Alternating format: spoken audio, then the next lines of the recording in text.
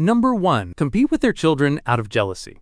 A child beamed after winning praise. Maybe a drawing hung on the fridge, maybe just a smile from someone outside the family. But instead of pride, they noticed tension.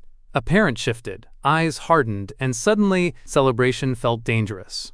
The child learned that success created distance, not closeness. This was often rooted in jealousy, a parent's unhealed wounds rising when their child shone. So the child grew into an adult who hid their victories, downplayed their gifts, and wondered why joy always felt lonely. But their light was never the problem. They were meant to be celebrated, not competed with. Number 2. Expect children to know common sense skills without teaching them. A child fumbled with shoelaces, burned the first pancake, forgot how money worked. They looked up for help, but instead of guidance, they heard, "You should already know this." Shame seeped in. They didn't just feel unskilled, they felt stupid.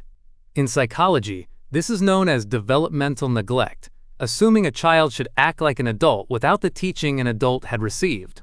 That child grew into an adult terrified of learning new things, convinced that mistakes meant they were defective, not just human. The truth was, they weren't failing. They were practicing. And practice was how humans, big and small, built confidence. Number 3. Get angry when a child behaved in age-appropriate ways. A toddler melted down. A 10-year-old forgot homework. A teenager slammed the door. That was development in action. But the response wasn't patience. It was rage. The child absorbed a dangerous lesson. Who I am at my core is unacceptable. Neuroscience shows that emotional regulation takes years to develop. A child punished for being age-appropriate was a child forced to suppress growth. And so they grew up hiding anger, swallowing tears, working overtime just to seem acceptable, never realizing they were never broken to begin with. They weren't wrong for being young. They were punished for being human, and that was never their fault. Number 4. Make everything about themselves. You embarrassed me. You made me upset.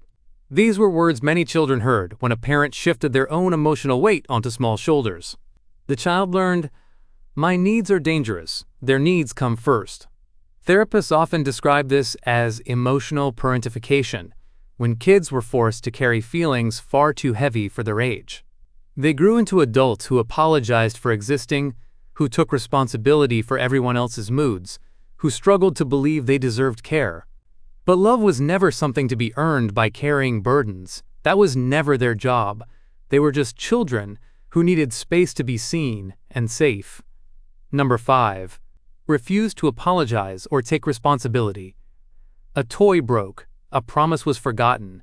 A harsh word landed too hard. But instead of hearing, I'm sorry, the child heard silence, or worse, blame.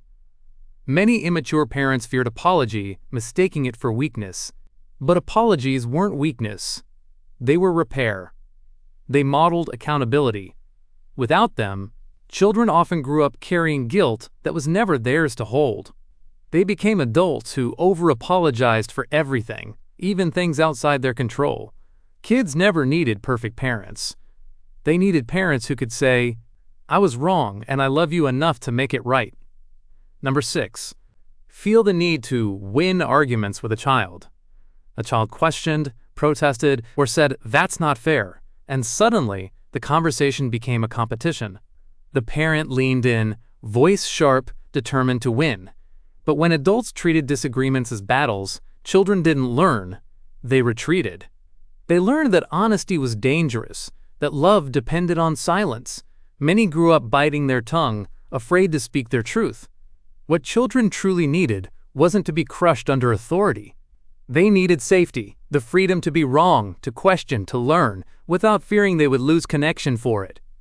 Number 7. Enforce rules inconsistently. One day, a joke was funny, the next day, it was disrespect. One night, bedtime rules mattered, the next night, they didn't. When rules shifted with a parent's moods, children lived in constant uncertainty. Researchers call this inconsistent reinforcement, and it bred anxiety.